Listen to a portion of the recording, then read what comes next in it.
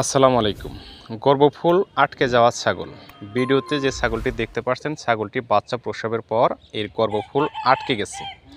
সাধারণত গরু, মহিষ, ছাগল, ভেড়া বাচ্চা প্রসবের 24 ঘন্টা পর্যন্ত গর্ভফুল পড়ে যাওয়ার একটা সময় থাকে। 24 ঘন্টা পার হলে সেটাকে গর্ভফুল আটকে যাওয়া বলা হয়।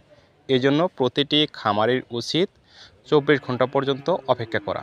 24 ঘন্টা পার হলে সেই গরু, মহিষ, ছাগল, ভেড়ার জন্য কার্যকর চিকিৎসা নেওয়া জরুরি।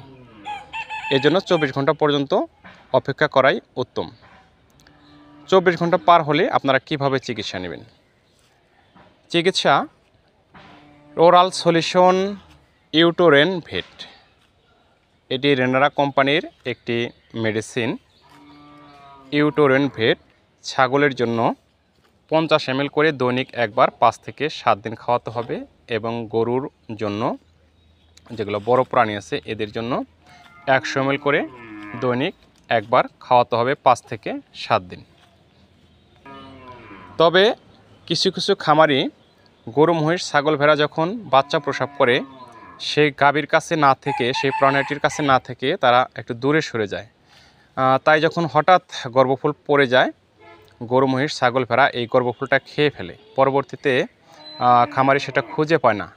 তখন একটা হাই হতাশে পড়ে যায় যে গর্ভফুল খেয়ে ফেলেছে, দুধ শুকিয়ে যাবে, অন্যান্য বিভিন্ন সমস্যা হবে, এরকম চিন্তা ভাবনার মধ্যে পড়ে যায়।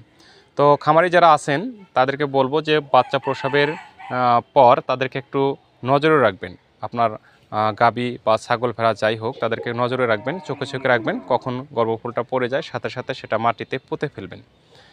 হতে পারে যে আপনি যখন একটু আড়ালে চলে গেছেন তখনই গর্ভফুলটা পড়েছে এবং সাথে সাথে খেয়ে ফেলছে। অনেক খামারি এটা বলতেও পারে না যে পড়েছে কিনা বা খাইলো কিনা, এটা বলতে পারে না।